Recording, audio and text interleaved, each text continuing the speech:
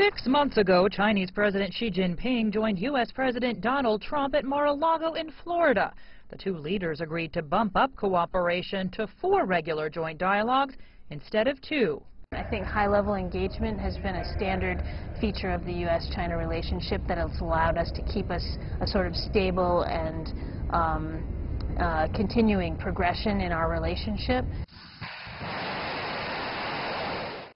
At Washington's request, the first diplomatic and security dialogue focused on reining in the DPRK's illegal nuclear and ballistic missile program.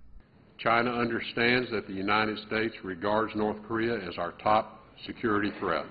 But Beijing also urged Washington to restart long-stalled talks with the DPRK, saying, quote, China's dual-track plan wins global understanding and support and therefore should be considered by all sides.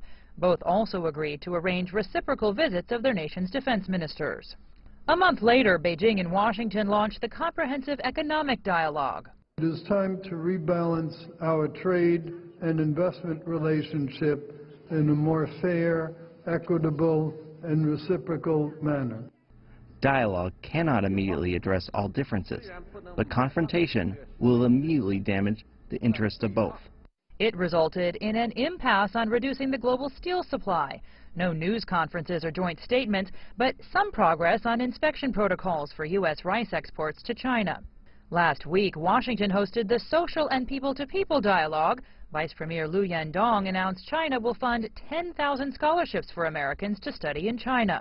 These young people need to pass on, guard, and explore Chinese friendship so that the friendship between our two countries will be carried forward. And on Wednesday, State Councilor Guo Shenkun led the law enforcement and cybersecurity dialogue with his U.S. counterparts. They addressed fugitive repatriation and cybersecurity cooperation. The dialogue facilitated forthright and detailed discussions and resulted in bilateral cooperation on priority issues, including immigration, counter-narcotics, terrorism, counterterrorism, and also cybersecurity.